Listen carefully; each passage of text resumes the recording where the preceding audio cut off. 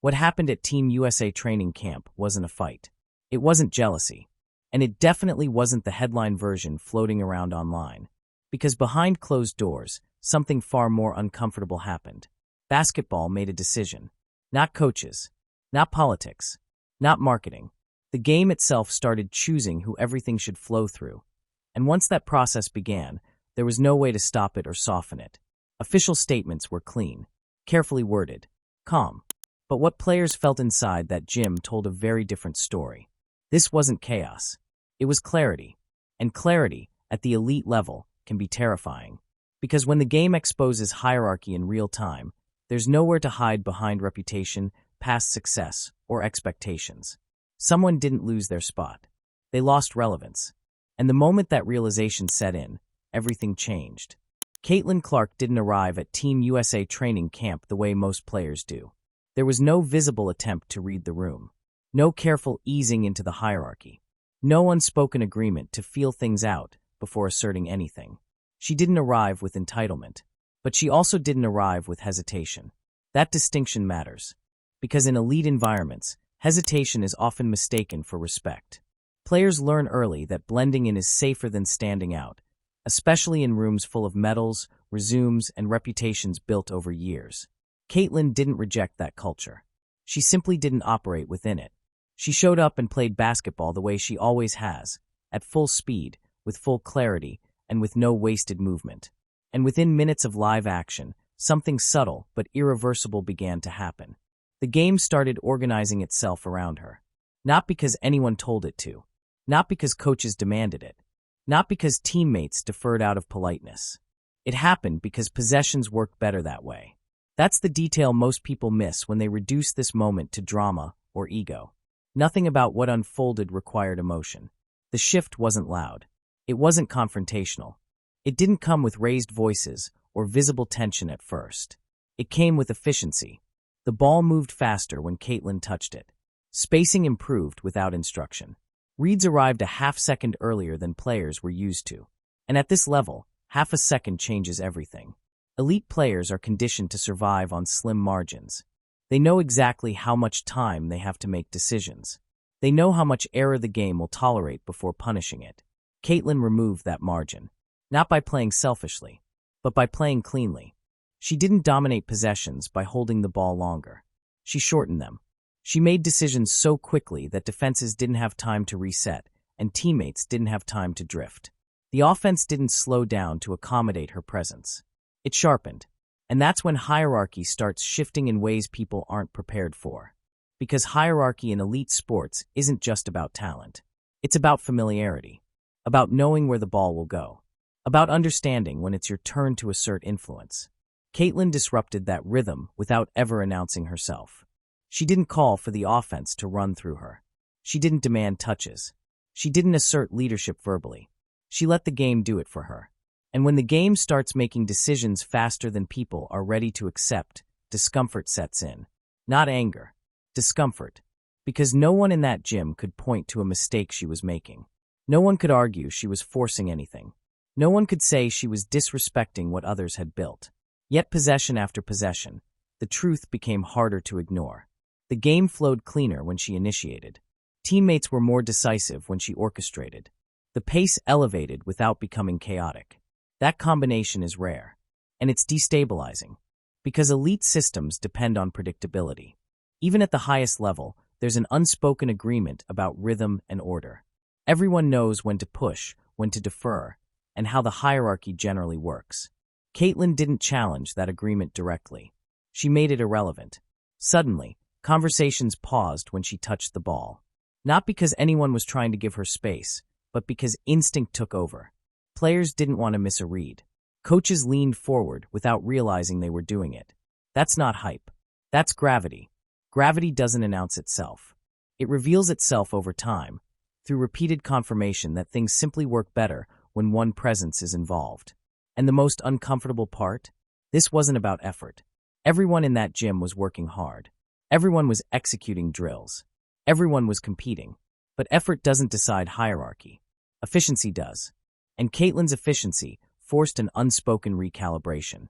Players who were used to being central felt the offense move past them instead of through them. Not as punishment, not as a slight, as consequence. That distinction is brutal, because it means there's nothing to argue against.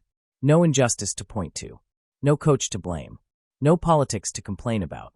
Just basketball revealing its preferences. Caitlin didn't outperform people by taking more shots or demanding more control. She outperformed them by reducing friction, by making the game feel easier for everyone else while quietly raising the standard. That's the kind of dominance that unsettles elite rooms, because it doesn't look like domination. It looks like inevitability. And once players sense inevitability, anxiety replaces competition. Not because they're weak, but because they're aware. They understand what it means when the game stops bending toward them. They recognize when relevance is slipping, not due to decline, but due to displacement. And displacement is harder to accept than defeat. By the end of the early sessions, the gym didn't feel hostile. It felt heavy. Every rep carried more weight. Every mistake felt louder. The margin for coasting disappeared entirely. Caitlin didn't create that pressure intentionally. She created it by being precise. And precision, at that level, is unforgiving. Because once precision becomes the baseline, anything less stands out immediately. That's when players start reacting differently. Some lock in harder. Some adapt their roles. Some lean into the challenge. Others feel the floor shift beneath them. And that's when the real tension begins, not between players, but between reality and expectation. Because no one walked into that camp expecting the hierarchy to change so quickly. No one planned for the game to reorganize itself around a player who didn't demand it. But basketball doesn't care about plans. It cares about what works. And from the moment Caitlin Clark stepped onto that floor, it became clear that the game worked better when it flowed through her. That realization didn't explode all at once. It crept in, possession by possession, read by read, decision by decision, until ignoring it required more effort than accepting it. And once that threshold is crossed, the gym never feels the same again. Elite basketball environments are not chaotic places. They are controlled, measured, predictable in ways outsiders rarely notice. Even when the talent level is extreme, there is usually an unspoken rhythm that governs everything. Players know when to push, when to defer, when to assert themselves, and when to blend into the structure. Reputations don't just exist, they regulate behavior. That's what makes these camps function. Team USA training camps, in particular, are designed to feel professional and stable. There's competition, yes, but it's contained. Everyone cycles through drills. Everyone gets touches. Everyone understands where they generally fit in the hierarchy. The margins are tight, but the order is familiar. That order didn't survive Caitlin Clark's arrival. Not because she disrupted it intentionally. Not because she disrespected it. But because she clarified it too quickly. And clarity is dangerous in elite spaces. Because ambiguity protects people. As long as roles feel fluid, as long as nothing is fully settled, everyone can imagine themselves as essential. Everyone can believe their moment is coming. That belief is powerful. It keeps egos manageable. It keeps environments calm. Caitlin shortened that window. She didn't expose weaknesses directly. She exposed timing. The game began moving faster than some players were prepared for, and once pace increases, tolerance drops. Reads that might have been acceptable before suddenly weren't. Delays that used to go unnoticed became obvious. This wasn't about effort. It was about readiness. And readiness is something elite players pride themselves on. To realize, even briefly, that someone is operating at a higher processing speed is destabilizing. Not because it's insulting, but because it forces comparison. And comparison at that level is unforgiving. When Caitlin ran the offense, possessions felt cleaner. The ball didn't stick. Decisions arrived early enough to punish defensive hesitation. The court felt wider, even though nothing physically changed. That sensation is hard to explain unless you've experienced it. It's the feeling that the game has sped up, but only for you. For the person dictating it, everything feels calm. For everyone else, it feels urgent. That urgency is what made the camp feel different. Drills suddenly carried weight. Mistakes echoed longer. Players locked in faster because the margin for coasting evaporated. No one told them to do that. The environment demanded it. And here's the uncomfortable truth about elite gyms. They're built to reward excellence, but they're also built to protect status. That protection isn't malicious. It's structural. It exists because stability matters. Because constant upheaval makes chemistry impossible. Because systems need continuity. Caitlin didn't threaten that stability by being loud. She threatened it by being obvious. Once it became clear that the offense flowed more efficiently through her, the gym faced a quiet dilemma. Do you slow her down to preserve balance? Or do you let the game continue choosing efficiency? That question never gets asked out loud, but everyone feels it. Because once efficiency becomes undeniable, preserving balance starts to look like denial. And denial is fragile. Elite players are used to competition. They are not used to irrelevance. Especially not the quiet kind. Irrelevance doesn't announce itself. It doesn't bench you. It doesn't embarrass you publicly. It just reroutes the game. The ball stops finding you as often. The pace moves past you instead of through you. You're still on the floor. Still working. Still involved. But no longer essential. That realization is brutal.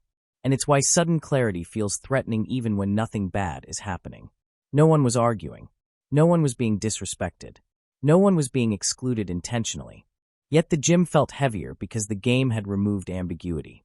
And ambiguity is comfort.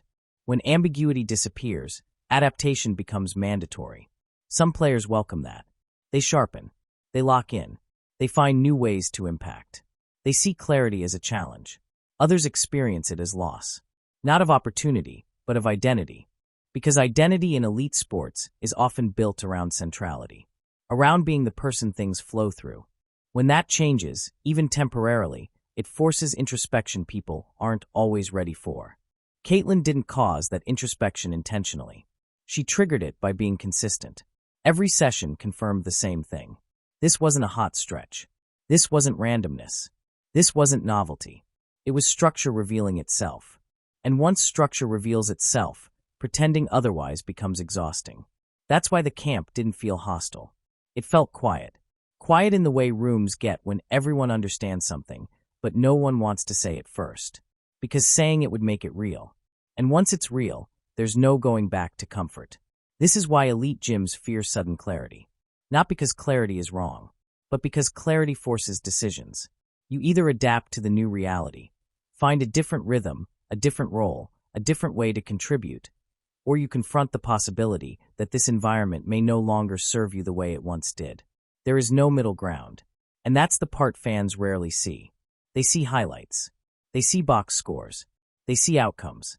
They don't see the psychological weight of a system quietly reorganizing itself while everyone is still inside it. Caitlin Clark didn't just play well at Team USA camp. She accelerated the truth.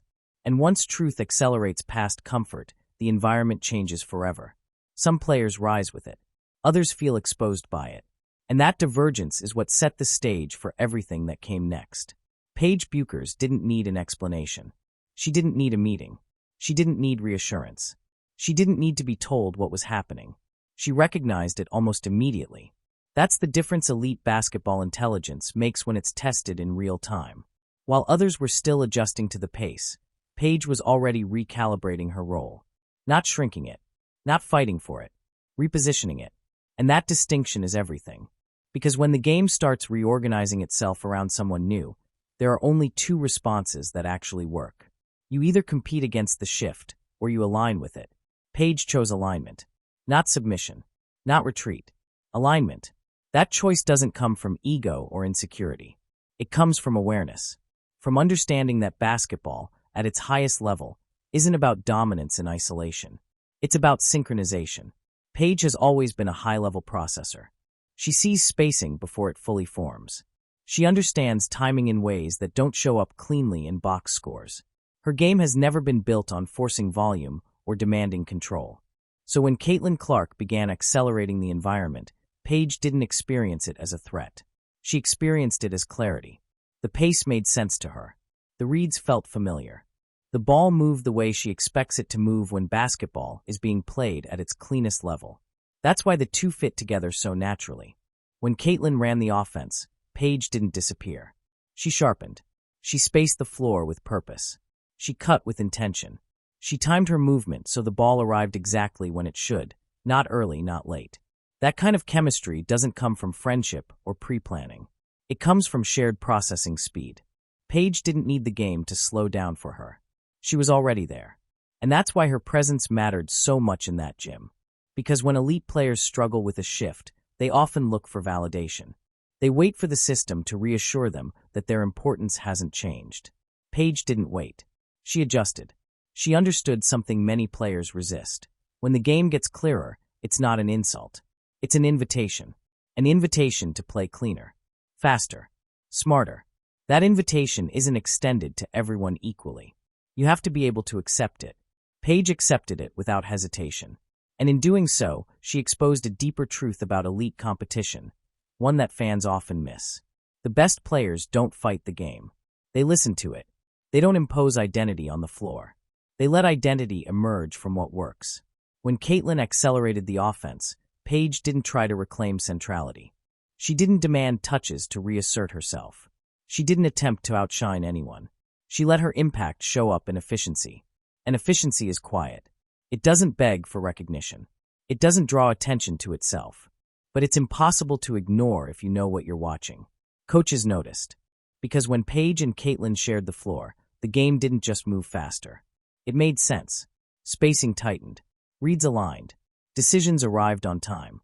The offense didn't feel forced or chaotic. It felt inevitable. That's the highest compliment basketball can give. And it's why Paige's reaction mattered so much. Because she served as proof that adaptation wasn't just possible. It was productive. Her response stripped away the idea that Caitlin's presence made success harder for others. It showed that for players with the right processing speed, the environment actually became clearer, more honest. And honesty is brutal only when you're unprepared for it. Paige wasn't. She recognized that the hierarchy wasn't being dismantled arbitrarily. It was being clarified. And clarity doesn't eliminate talent. It reveals it. That's why her demeanor never shifted. There was no visible frustration. No defensive body language. No visible resistance. She didn't see Caitlin as competition in the traditional sense. She saw her as structure. And structure is something great players build with, not against. This is what separates elite adaptability from survival. Survival is reactive. Adaptability is anticipatory. Paige didn't wait for her role to diminish before redefining it. She stepped into a version of herself that fit the new reality immediately. And that's why her presence felt stabilizing even as the gym grew tense. While others felt the floor moving under them, Paige felt it solidify. Because when the game is played at its cleanest level, she thrives. That's not coincidence. That's design. And it explains why the contrast in the gym became so sharp. Because once one elite player demonstrates how to adapt successfully, resistance elsewhere becomes harder to justify. It removes excuses. It shows that the environment isn't unfair. It's just demanding. Paige didn't dominate headlines that week. She didn't need to. Her response was the quiet benchmark everyone else was measured against, whether they realized it or not.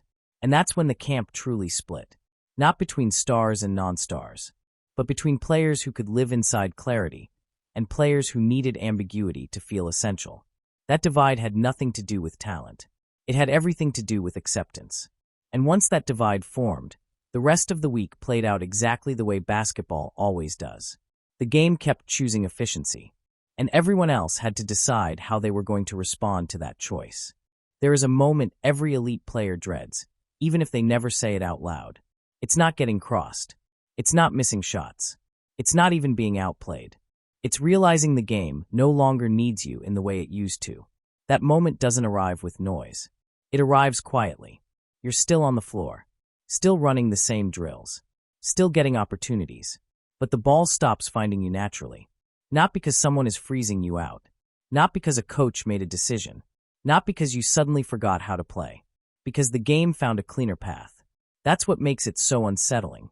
At Team USA camp, this wasn't about benching or demotion. Everyone there belonged. Everyone had earned their spot. No one was being disrespected. But once Caitlin Clark became the center of gravity, the offense began behaving differently. Possessions no longer bent toward individual strengths the way they used to. The tempo didn't slow down to accommodate force or physical assertion. The game prioritized timing, spacing, and speed of decision above everything else. And for players whose impact depended on being the focal point, that shift felt like oxygen thinning out. This is the part fans rarely understand. Elite players don't just build confidence off production. They build it off centrality, off being essential to how the game unfolds. When that centrality disappears, even temporarily, it creates a kind of internal disorientation. You start questioning things you never had to question before. Am I late on reads? Is the pace wrong for me? Why does the ball keep moving past my spots? And because nothing is technically wrong, there's nothing to fix. That's the cruel part. If you miss shots, you shoot more. If you struggle defensively, you adjust. If you get benched, you know where you stand. But when the game simply flows around you, there's no clear response. You can't demand relevance.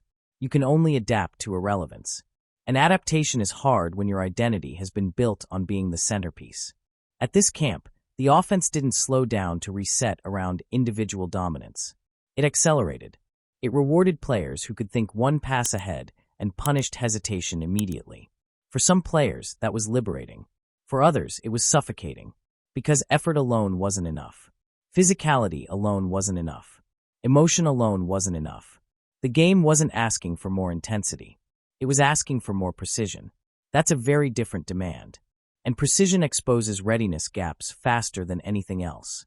Players who were used to controlling possessions suddenly found themselves reacting instead of initiating. By the time they established position, the ball had already moved.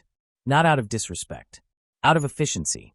That's when frustration begins to creep in, not outwardly, but internally. Body language shifts slightly. The urgency turns into tension. You press, not because you're trying to dominate, but because you're trying to reassert existence. That rarely works, because pressing introduces friction. And friction is exactly what Caitlin's style eliminated. The more the game cleaned itself up, the more certain approaches became obsolete in real time. And here's the part that hurts the most. No one tells you it's happening. Coaches don't pull you aside and explain that the hierarchy has shifted. Teammates don't announce that the flow has changed. There's no meeting where roles are redefined. The game just keeps moving. And every possession that passes without you touching the ball meaningfully reinforces the same message. This isn't about you anymore. That message doesn't mean you're bad. It doesn't mean you don't belong. It doesn't even mean you won't matter later. But in that moment, it means the system has found a more efficient route. And systems don't apologize. At Team USA camp, this reality became impossible to ignore during closed scrimmages. No cameras. No crowd. No narrative pressure. Just basketball. Clark ran the offense with calm authority.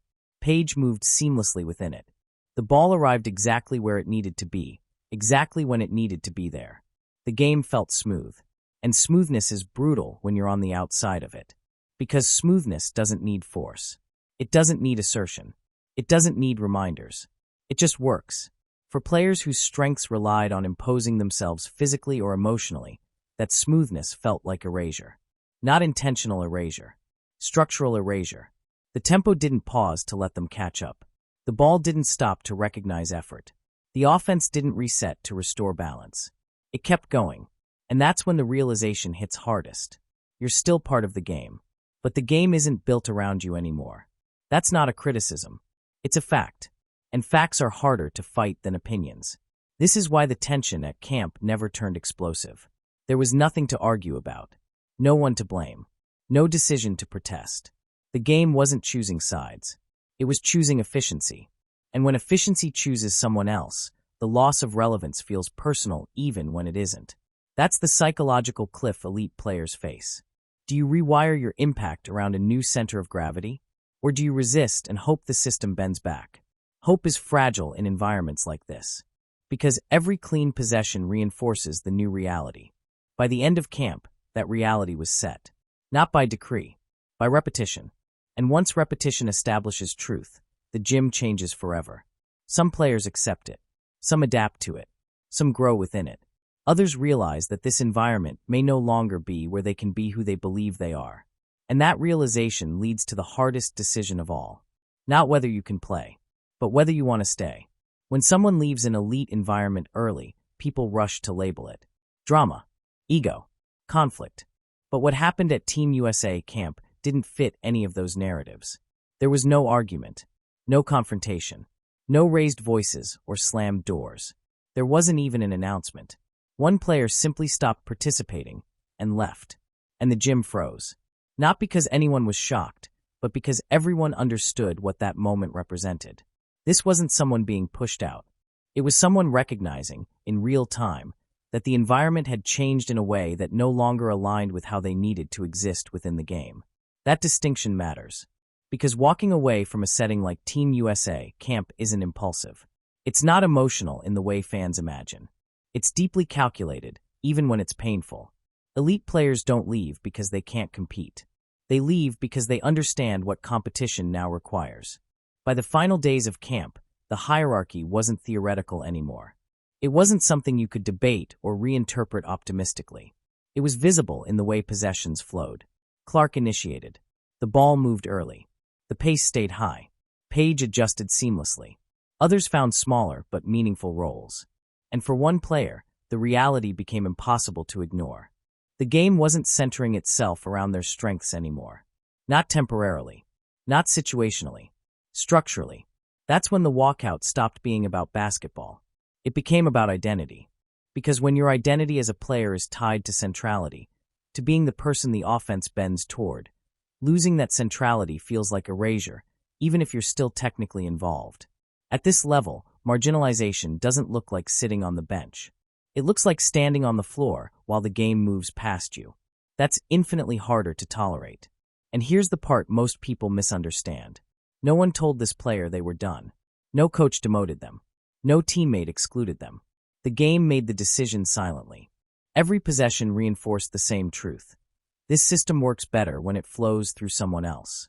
Once that truth settles in, staying becomes a choice, not a requirement. Because staying means adapting your identity to a version of yourself that may feel unfamiliar or even diminished. And not everyone is ready to do that, especially in a setting where visibility and legacy matter. This wasn't about pride. It was about self-preservation. Walking away wasn't a tantrum. It was an acknowledgement.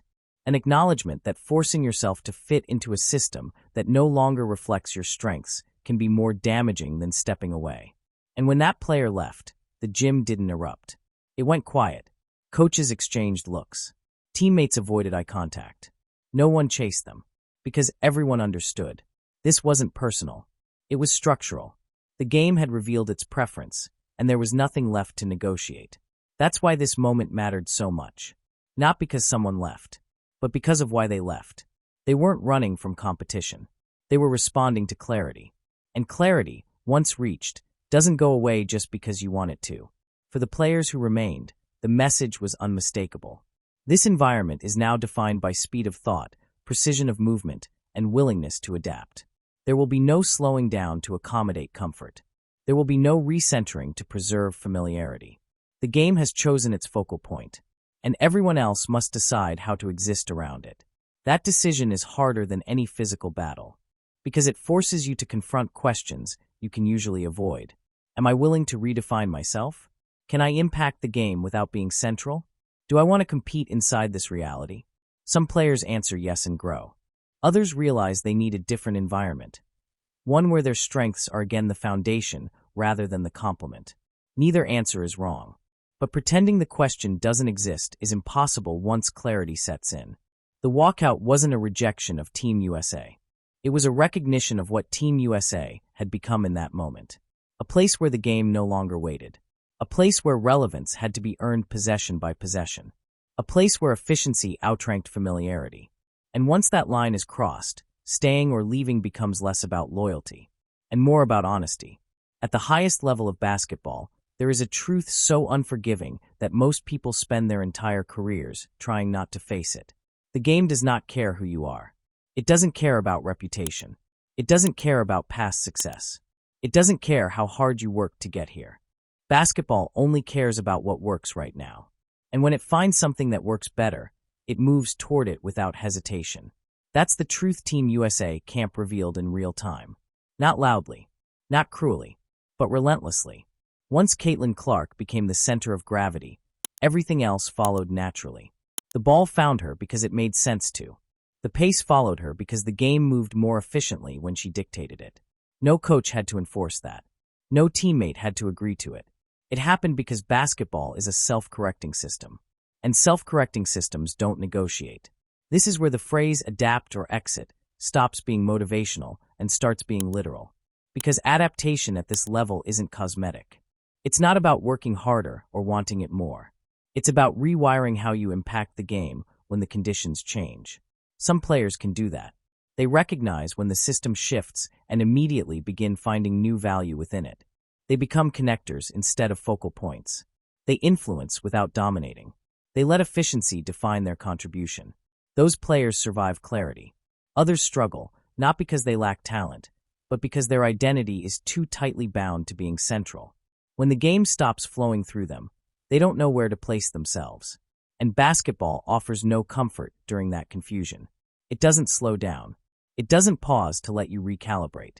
It keeps moving. That's what makes this truth so cold. You don't get time to mourn the version of yourself that used to matter more. You either adapt to what the game is asking for now, or you recognize that this environment is no longer aligned with who you are. Neither outcome is moral. Neither is personal. But both are final. At Team USA camp, this played out in the cleanest possible way. There were no politics muddying the picture. No media narratives shaping decisions. No fan pressure influencing outcomes. Just basketball. And basketball made it clear that decision-making speed, precision, and control were now the currency of relevance. Volume didn't matter. Physical assertion didn't matter. Visibility didn't matter. What mattered was how quickly you could see the play before it fully formed, and how cleanly you could execute it. Caitlin Clark didn't impose that standard. She embodied it. And once embodied, it became the standard for everyone else whether they wanted it to be or not. That's why this moment matters beyond one camp. Because this isn't just about Caitlin. It's about what modern basketball is becoming. The game is moving faster. Reads are getting sharper. Margins are shrinking. Systems are favoring players who reduce friction instead of creating force.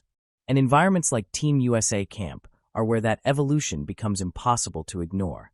Some players will thrive in this future. Some will redefine themselves within it. Some will look for environments that value different strengths. But the direction is set. Basketball isn't asking players to be louder. It's asking them to be cleaner. And cleanliness doesn't leave room for nostalgia. It doesn't care how things used to work. It doesn't care what roles used to exist. It only cares about what produces the best outcome right now. That's why the tension at camp never exploded into conflict. There was nothing to fight. The game had already decided. And that decision forced everyone inside that gym to confront the same question. Not, am I good enough? But am I willing to become what this version of the game requires? That question is far harder, because it asks you to release control, to surrender the idea that relevance is owed, to accept that identity in basketball is always conditional.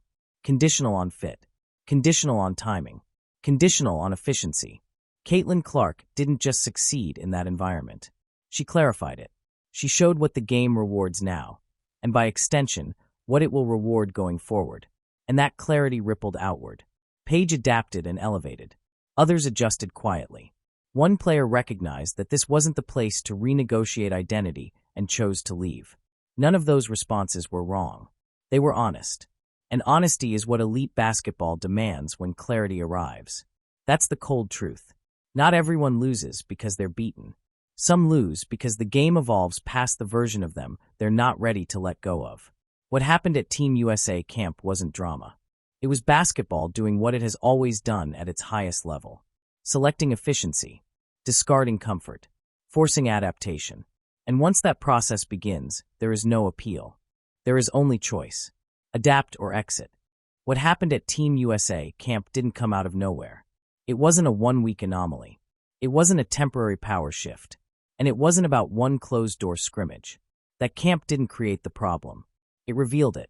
Because long before Caitlin Clark walked into that gym, women's basketball was already heading toward a breaking point. One where pace, processing, and efficiency would matter more than tradition, hierarchy, or comfort. Team USA camp was just the first place where there was nowhere to hide from it. And to understand why this moment hit so hard, you have to rewind. Not to Caitlin's highlights. Not to her records. But to how the women's game was quietly structured for years. And why that structure was never built to handle what she represents. For decades, women's basketball evolved under a specific philosophy. Control the game. Value structure. Minimize risk. This wasn't a flaw. It was survival. The women's game had to fight for legitimacy in systems that constantly questioned its value. Coaches emphasized discipline. Players were taught to protect possessions, not stretch limits. Creativity was allowed, but only within clear boundaries. That mindset shaped everything. Who got trusted early? Who ran offenses? Who was allowed to take risks without consequences? The game rewarded players who fit into systems more than players who bent them. And that worked until it didn't.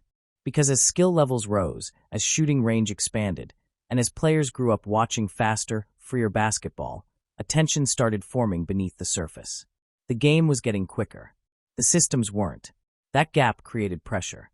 And pressure always looks fine, right up until someone exposes it. Caitlin Clark isn't just a great shooter. She's a stress test. She forces systems to reveal whether they're built for modern basketball or designed to preserve old rhythms. Her range isn't dangerous because it scores points. It's dangerous because it forces early decisions. Defenders have to commit sooner. Help has to rotate faster. Offenses have to process information at a higher speed. That's uncomfortable for systems built on control. Because control depends on predictability. Caitlin removes that. Not recklessly. Not emotionally. Logically. She doesn't rush the game. She accelerates clarity. And once clarity accelerates, anything built to slow it down starts cracking. That's why her presence feels destabilizing even when she's playing within the system. The system hints at limits she doesn't recognize. And the game chooses her anyway. Team USA camp is supposed to be the most controlled environment in women's basketball. The best players, the best coaching, the clearest hierarchy. If modern basketball couldn't be contained there, it couldn't be contained anywhere. That's why the discomfort felt sharper. This wasn't a young player disrupting a college team. This was the future walking into the most elite room possible and quietly reorganizing it. Not with rebellion, with efficiency. That's terrifying to systems that depend on stability, because it suggests the change isn't optional anymore.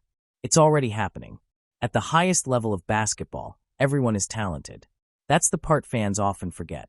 By the time players reach environments like Team USA camp, the gaps in skill are razor thin. Everyone can score. Everyone can defend. Everyone has survived elite competition. So when systems change and some players rise while others struggle, it isn't because one group suddenly became better. It's because one group was built for instability, and the other was built for control. That difference determines everything. There are two ways players build influence in basketball. One is dominance. The other is dependence. Dominant players impose themselves on the game. They take possessions. They bend defenses through force, physicality, or volume. The game responds to them because it has to. Dependent players are different. They rely on rhythm, on timing that favors their strengths, on systems that create repeated opportunities in familiar spaces. Both approaches can lead to success, until the environment changes. When the pace increases and decisions must happen earlier, dominance can adapt. Dependence struggles, because dependence assumes the game will wait. Caitlin Clark doesn't wait for the game. She reads it faster than it wants to move, and then moves it there anyway. That's why her presence exposes dependence so quickly.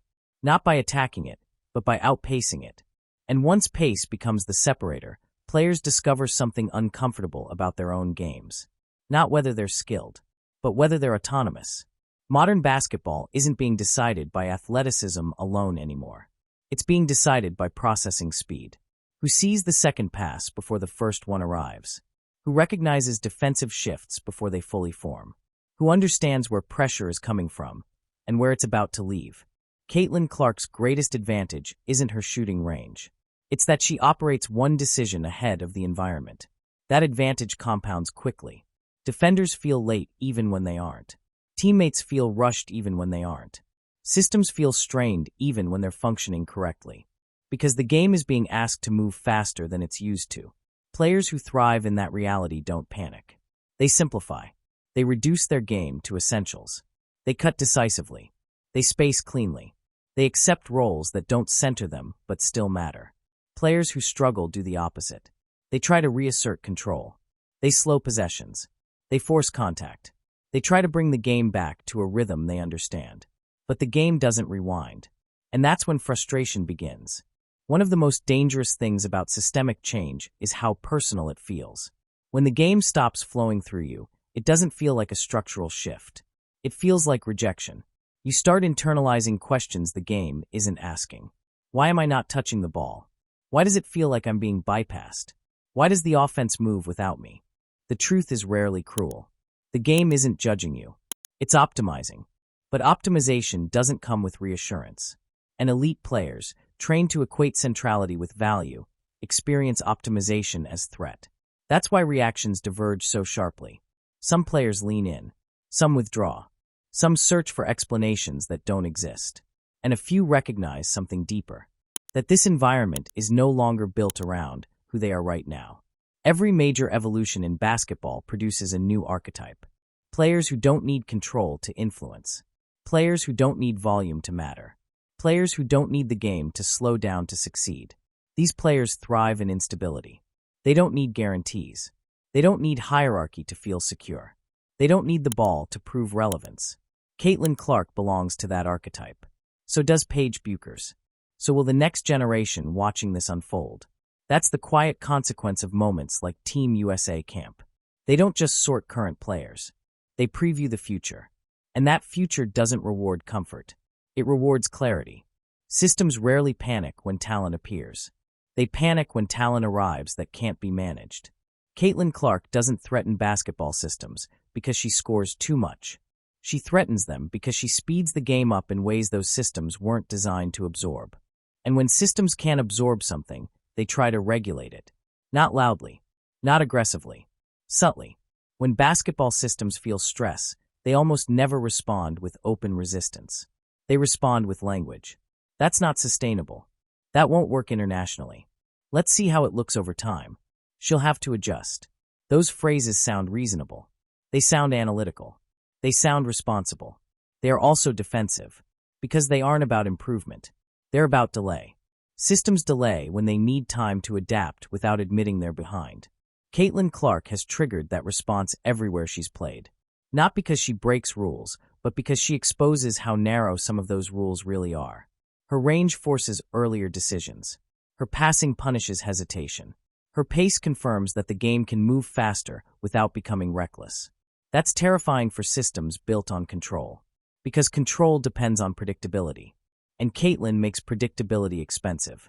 Whenever someone threatens a system, the word adjust appears. She'll need to adjust. Her game will have to adjust. She can't keep playing like this. But notice what adjustment usually means. It rarely means the system adapting. It means the player conforming. Slow down. Shoot closer. Fit the rhythm. Caitlin has been hearing versions of that message her entire career. And she has responded the same way every time. By proving that the system can adjust instead. At Team USA camp, there was no time for theoretical debate. No time to massage narratives or prepare talking points. The game happened too fast. And once the game proves something works better, adjustment stops being optional. It becomes survival. Here's the part history makes clear. Systems always lose to evolution. Not immediately, not gracefully, but inevitably. Basketball has gone through this before. Three-point shooting was once irresponsible. Positionless basketball was once chaotic. Spacing-heavy offenses were once soft. Each time, systems resisted. Each time, the game moved anyway. Caitlin Clark isn't the first player to force a system to adapt. She's just doing it faster, and in an era where evidence arrives instantly. You can't hide efficiency anymore. You can't downplay impact anymore. You can't pretend something doesn't work when it clearly does. That's why Team USA camp felt like a breaking point. There was nowhere to hide behind structure. The structure was being tested in real time. And it bent. It's tempting to frame this as a Caitlin Clark story. It's not. She's a catalyst. What she represents is the next phase of women's basketball. One where the game values speed of thought over control, clarity over comfort, and decision-making over dominance. That shift is already happening at youth levels. In college. Internationally. Team USA camp wasn't the beginning. It was confirmation. And confirmation is dangerous for systems that depend on denial. Moments like this don't disappear when camp ends. They don't stay contained in one gym. They don't get erased by press releases.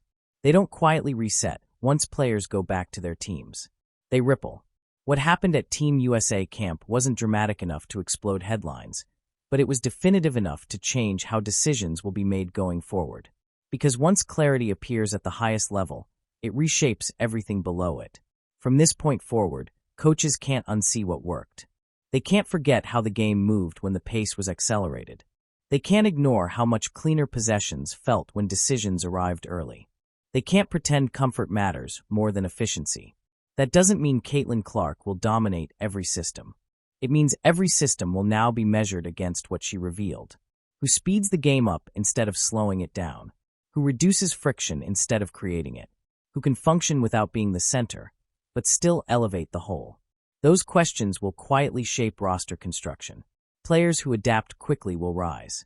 Players who cling to centrality will struggle. Players who understand how to impact without control will become invaluable. This is how eras shift. Not with announcements. With preference. Coaches don't change philosophies overnight. They adjust incrementally. But moments like this accelerate that adjustment. More trust in early reads. More emphasis on spacing and timing. Less tolerance for possessions that stall. The game Caitlin Clark represents doesn't eliminate structure. It demands smarter structure. Structure that can handle speed. Structure that doesn't panic under pressure. Structure that empowers decision-makers instead of restraining them. That's the future of women's basketball. And Team USA camp was the preview. Years from now, people will look back and ask when the shift became unavoidable. It won't be one highlight. It won't be one record. It won't be one quote. It will be this kind of moment. A closed gym. No cameras. No crowd. Just the game choosing what it wanted to become. And everyone else having to respond. That's how real change happens. Quietly first. Publicly later. In the end, what happened at Team USA camp wasn't about Caitlin Clark embarrassing anyone. It wasn't about someone storming out. It wasn't about ego. It was about basketball doing what it always does at its highest level. It told the truth. The truth about pace. The truth about readiness. The truth about who adapts and who doesn't. Caitlin Clark didn't demand that truth. She revealed it. And once revealed, it couldn't be ignored. The game moved forward. And everyone else had to decide whether to move with it. If you enjoy deep breakdowns like this, the real stories behind closed doors, the moments that don't make headlines but change everything, make sure you're subscribed. Because the most important shifts in basketball don't happen when the lights are on. They happen when the game tells the truth, and people have to decide how they're going to respond. Subscribe now. There's a lot more coming.